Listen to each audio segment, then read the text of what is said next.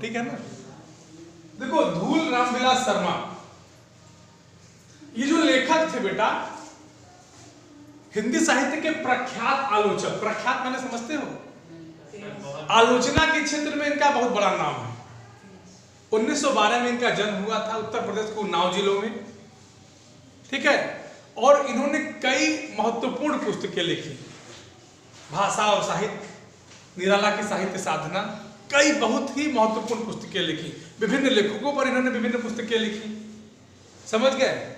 और ये जो निबंध इन्होंने धूल लिखा है, ये धूल निबंध पहले तो भारतीय संस्कृति से संबंधित है।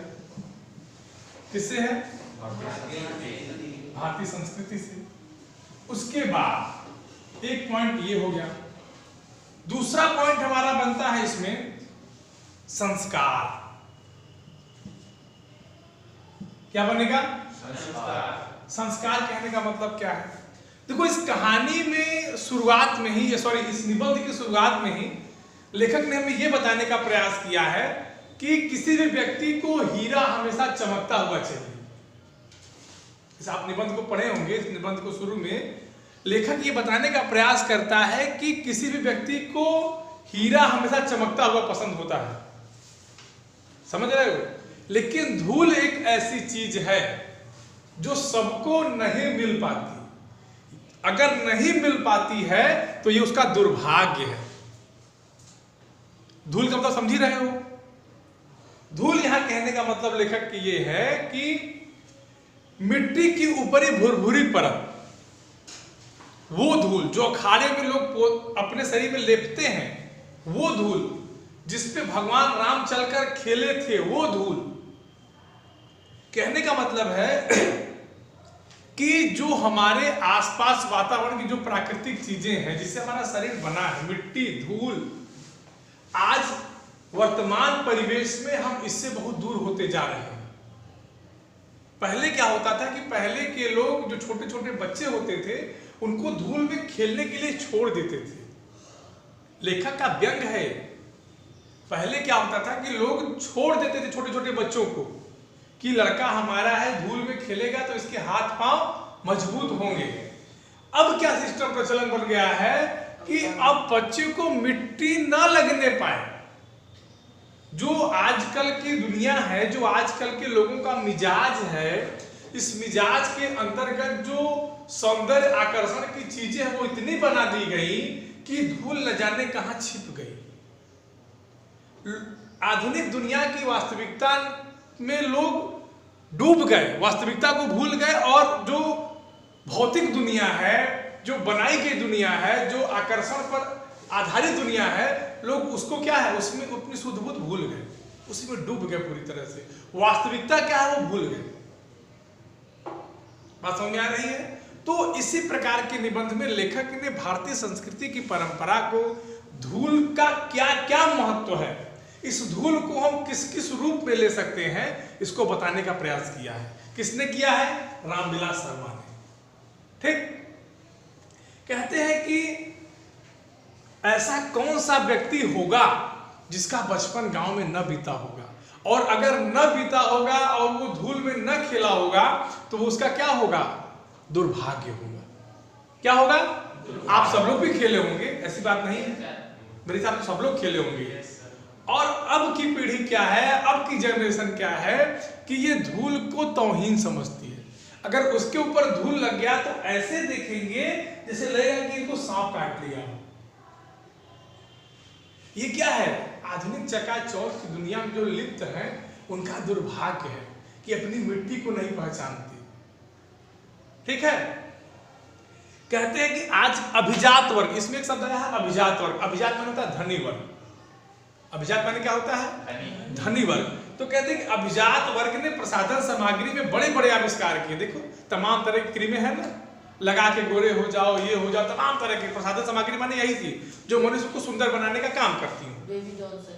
हाँ, बेबी जॉनसन लगाते हो? ठीक, तुम भी तो बच्चे हो। तुम क्या हो? नहीं, वो तुम बड़े बच्चे हो। ठीक, चलो क्या हुआ? तो कह रहे कि जो अभिजात वर्ग का जो प्रसाधन सामग्री है उसने लोगों को क्या कर दिया, वास्तविकता से अलग कर दिया। लोग उसी में रमने डूबने लगे और इसको तुच्छ समझने लगे। इसमें एक उदाहरण दिया है कि शिशु भोलानाथ करके, ठीक है ना, कि शिशु भोलानाथ धूप में मत खेलो, धूल में मत खेलो। आजकल के बच्चों को लोग धूप से बचाते हैं, बात समझ आ रही है। अगर छोटे बच्चे हैं तो वो धूप में तुमको भेजना पसंद नहीं करेंगे, ठीक है, अच्छी बात है, मत करेंगे, लेकिन इतना भी मत बचा दीजिए कि धूप पड़ते ही वो क्या हो जाए, निष्क्रिय हो जाए। जो भी चीजें हमको प्रकृति से मिली है या जो इन्वायरमेंट हमको प्रकृति से मिला है, उस इन्वायरमेंट का ये मतलब ही है कि हम अपने आप को उस प्रकृति में ढाल लें। आप समझ रहे हैं, जैसे धूप है, ठंडी, जो मौसम परिवर्तन होता है, ऋतुएं परिवर्तन होती हैं, तो इसका मतलब है ना कि हम इस परिवर्तन में, इस परिवेश में अपने आप को ढाल लेंगे, संभाल लेंगे। तो गर्मी आती है, आपका परिधान अलग हो जाता है, ठंडी आती है, परिधान अलग हो जाता है, होता है कि नहीं।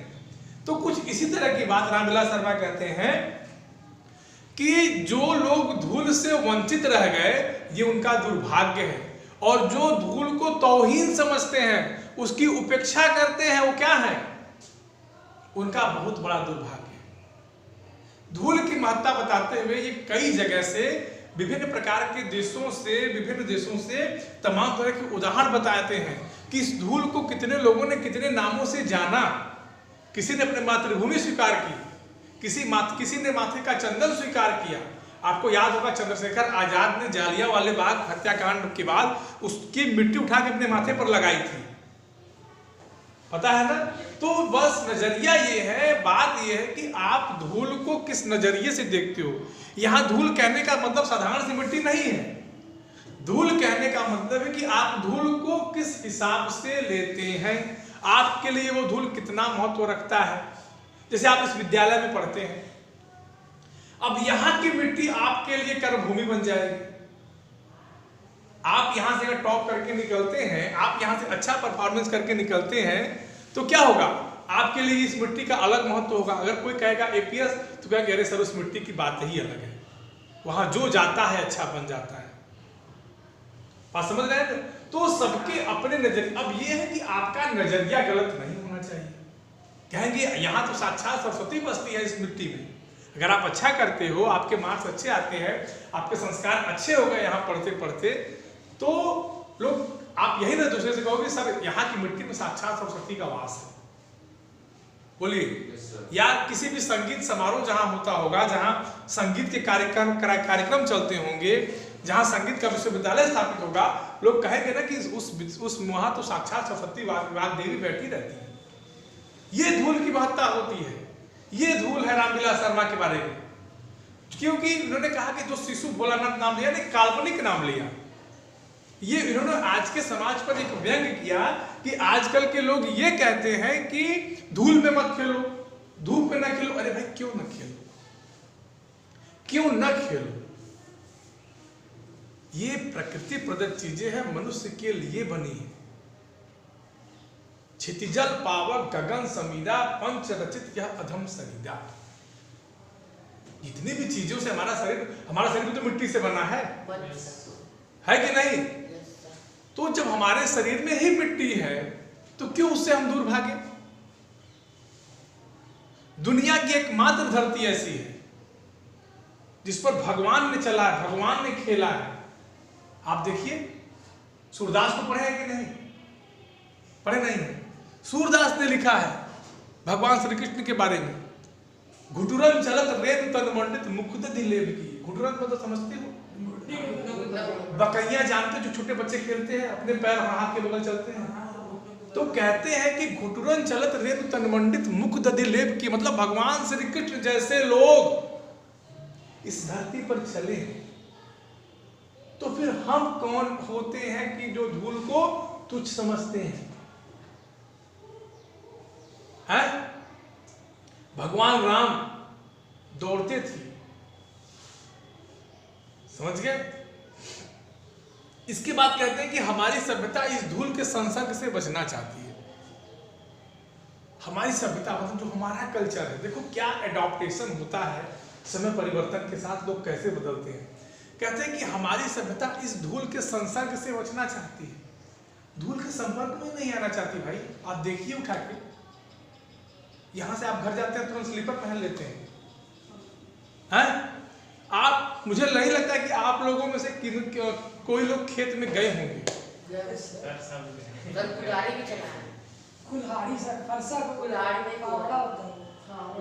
बस मैं जो पूछ रहा हूँ, आप लोग गए हैं, आप लोग कभी भरे हुए खेत में चले हैं? Yes sir. आपके पैर में मिट्टी लगी है? Yes sir. गीली मिट्टी लगी है? Yes sir. कीचड़ लगी है? चलो फिर वेरी गुड। अब ये बताओ कि कीचड़ लगने के बाद कितनों के मुंह से वाह निकली है और कितनों के मुंह से आह निकली है? सर चप्पल फंस जाती है। सर जब खेत पटाते हैं तो पूरा पानी पानी में तो कुछ निकालते हैं ना। नहीं सर, हम गांव में निकालते हैं, पानी डालते हैं। ठीक है ना? सर हाँ, मैं यहाँ आने से पहले ये खेती करता था, तो मुझे तो चलने में मजा आती थी। कहते हैं कि धन्य धन्य वे नर है मैले जो करत गात कन्या लगाए। कन्या माने होता है गोद, मतलब कभी कभी होता था ना कि छोटे छोटे बच्चे खेलते थे तो लोग प्यार में आते थे, उठा लेते थे गोद में, उनको ये भी भान नहीं रहता था कि इसके पैर में मिट्टी लगी है या नहीं लगी। देखो ये वात्सल्य होता था कि नहीं होता? उनको मिट्टी से कोई दिक्कत नहीं है क्योंकि उनको पता है कि हम तो फिर साफ हो जाएगा भाई। लेकिन अब क्या है कि अब जो हमारी आधुनिक कल्चर है, हमारी आधुनिक सभ्यता है, ये धूल के संसर्ग से बचना चाहती है। संसर्ग माने समीप आने से, टच करने से, ठीक है? बात समझ में आ गई? हमारी क्लास में सीधे बैठा करो, सो जाते हो बेंच पे, लगता है रीढ़ की हड्डी नहीं काम कर रही है, 15-16 साल हुआ है रीढ़ की हड्डी नहीं काम कर रही है, अभी थक रहे हो, ठीक? उसके बाद कहते हैं हम फूल को टच करते हैं, पौधों को टच करते हैं, प्रकृति की हर चीज को टच करते हैं, लेकिन एकमात्र मिट्टी से क्यों हम दूरी बनाते हैं? ऐसा क्या है मिट्टी में? क्योंकि सर सोचते हैं कि स्किन वो हो जाएगी। ये हमारी आधुनिक सभ्यता का दुष्परिणाम है। ये हमारी आधुनिक सभ्यता का क्या है? दुष्परिणाम है। एक शब्द आया है गोधुली। गोधुली माने समझते हैं आप लोग? Yes sir. क्या? जो गाय का जो गोबर होता है उसको सर समझ लो बाद में। क्यों हंस रहे हो? तुमको पता है? चुप रहो। तुमको पता है? क्यों बोले हो? क्यों हंसे हो? क्यों हंसे हो बताओ? क्यों हंसे हो तुम बताओ भाई? क्यों हंसे हो बताओ? इसके ऊपर क्यों हंसे हो तुम? तुमको पता है गोधुली का मतलब? पता है? फिर क्यों हंसे हो? पता भी नहीं, हंस भी रहे हो। गो माने क्या होता है? गाय। धूली माने धूल। तो गाय के पैर से, गाय के चलने पर उसके पैर से धूल उड़ती थी, उसको गोधुली कहते थे। कहते हैं सर शाम के समय चराने नहीं, जब शाम के समय चरा के वापस लाते थे, उस समय जो धूल, उसी को गोधुली कहते थे। और उस समय का नाम गोधुली बेला होता था। क्या होता था? गोधुली बेला। गोधुली बेला। इसको गांव में लोग गधा बेला भी बोलते हैं, समझ रहे हैं ना? तो कहने का मतलब है कि जो गोधुली बेला होती थी, अब वो देखने को नहीं मिल रहे हैं। सच बताओ कितने लोग गाय चराए होंगे? कोई नहीं चराया होगा। चराए हो? बहुत लकी हो तुम लोग, बहुत लकी हो। सर लेकिन छुआ है बछड़े को। हाँ नहीं, वो तो अलग चीज है, छूना अलग चीज है, ठीक है? कहते हैं कि इस गोधुली पर, ये जो शब्द गोधुली है, इस पर न जाने कितने कवियों ने कलम तोड़ दी। इस जो गोधुली शब्द है, इस पर न जाने कितने कवियों ने एक एक से एक कविताएं लिखी। अयोध्या सिंह उपाध्याय हरिऔर लिखते हैं, दिवस का अवसान समीप था, गगन था कुछ लोहित हो चला। निराला जी लिखते हैं, दिवसा अवसान का समय था, दिवसा अवसान का समय था, मेघमय आसमान से उतर रही, वह संध्या सुंदरी परी सी धीरे धीरे धीरे। समझ रहे? इस गोधुली पर न जाने कितनी कविताएं लिखी। इसमें लेखक ने एक उदाहरण दिया है, नीच को धूली समान वाक्य भेद नहीं है। देखो इस धूल का मैंने बताया था आपको शुरू में कि किसी भी शब्द में प्रयोग कर सकते हैं, कबीरदास ने धूल को कई रूप में प्रयोग किया है। एक जगह लिखा है, जो आवे संतोष धन सबदन धूरी समान। धूल को तुच्छ भी समझते हैं, लेकिन किस अर्थ में, किस अर्थ में, जब वो सबके लिए सामान्य हो जाए, उस अर्थ में। ऐसी बात नहीं है कि किसी के लिए सामान्य हो और किसी के लिए विशेष हो। बात समझ में आ रही है? बोलो। तो कहते हैं कि लोग कहते हैं ना कि नीच को धूरी समान, मतलब जो छोटा व्यक्ति जो गलत हरकत करता है उसको लोग कहते हैं ना कि अरे मिट्टी का मिट्टी मिल जाए। समझ रहे हो? तो धूल का बात यह है कि आप किस अर्थ में लेते हैं। अब इसी धूल को आगे बढ़ाते हुए कर लेखक लिखते हैं कि एक शहर था यूनान का, यूनान का एक शहर था, हाँ, उसमें यूलिसिस, यूलिसिस नाम सुने हो? ये आया हुआ किताब में है। यूलिसिस जब था अपने प्रवास, अपने विदेश यात्रा से जब लौटा तो अपने शहर में आया तो पहले झुक के अपनी मिट्टी को प्रणाम किया। आज भी आप देखो जो हमारे देश पे सेना के जवान हैं अपनी भारत माता को प्रणाम करते हैं, अपनी मिट्टी को प्रणाम करते हैं। जब छुट्टी लेके आते हैं तो वही भाई क्यों नहीं करेंगे? किसी की महत्ता तो बताई गई है। तो कहते हैं और कहते हैं कि और यूक्रेन, यूक्रेन एक देश है, वहां का एक बार एक सैनिक बंदी बना लिया गया था। क्या हो गया था? बंदी बना लिया गया था। जब उसको छोड़ा गया तो वो आके दंडवत अपने माथे को, अपने मातृभूमि यूक्रेन को अपने माथे से चूमा था। माथे चूमना मतलब माथे को दंडवत प्रणाम किया था, लगाया था धूल से। ये धूल की महत्ता हो। कबड्डी खेलते समय, हाँ, कबड्डी खेलते समय भी हम लोग ऐसे सर लगा के फिर ऐसे, हाँ, वो तो पहलवानी में होता है। ठीक है, ठीक। तो कहते हैं कि हमारी देशभक्ति धूल को माथे से न छुए। हमारी देशभक्ति हमारी मिट्टी से तो है। बताइए, हमारी देशभक्ति किससे है? हमारी मिट्टी से ही है। न जाने कितने गाने बने हैं, मेरे देश की धरती सोना उगले उगले हीरे मोती, और सब आपको याद होगा। तो ये सब धूल की ही तो महत्ता है। यही तो लेखक कहता है कि न जाने कितने कवियों ने अपनी कलम तोड़ दी। यह देश है वीर जवानों का, धरती पर, इस धरती पर जिसने जन्म लिया उसने ही पाया प्यार तेरा, गाने की एक लाइन है। तो ये हमारी क्या है? धूल की महत्ता है। ये क्या है? हमारे धूल की महत्ता है। हमें अपने मातृभूमि का सम्मान करना चाहिए।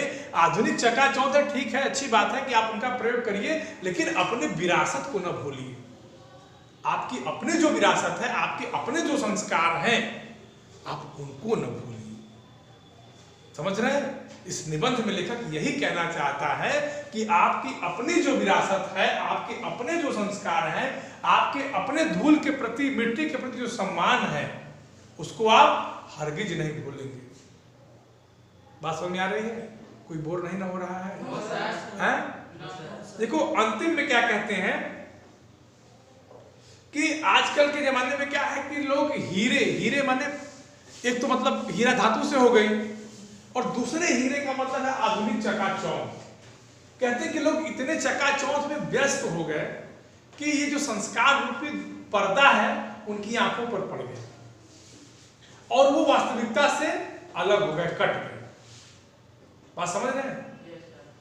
आप लोग देख भी रहे हैं इस चीज को, ठीक है? तो लेखक के कहने का मतलब है कि हमें इन सब चीजों को, ये नहीं कहते कि नकार दो, लेकिन उतनी भी तौहीनता धूल की न करो, क्योंकि धूल ही एक ऐसी चीज है जो किसी को धूल में मिला देती है, और धूल ही एक ऐसी चीज है जो किसी को उगा देती है। चाहे बीज हो मिट्टी, किसी भी फल का, मिट्टी ही उसको जाया हो जाती है और मिट्टी ही उसको, समझ में आ रही है? कहते हैं कि जिस दिन हम कांच और हीरे का भेद जान जाएंगे, मतलब भौतिक और वास्तविकता का जिस दिन हम भेद जान जाएंगे, उस दिन हमारे मन से यह विकार समाप्त हो जाएगा। ठीक है? यही संपूर्ण पाठ का सार है। धूल पाठ का संपूर्ण सार यही है। अब ये बताओ कि किसी को कहीं कुछ कोई चीज न समझ में आई हो तो बताओ। मुझे लगता है कि मैंने संपूर्ण महत्वपूर्ण बातें जो है धूल की, और सर जो हमारे धूल है, कुछ भी इतना कुछ करते हैं वो सही है। हमारी जो धूल है सर, इतना कुछ सहती है जो हम काम करते हैं। सर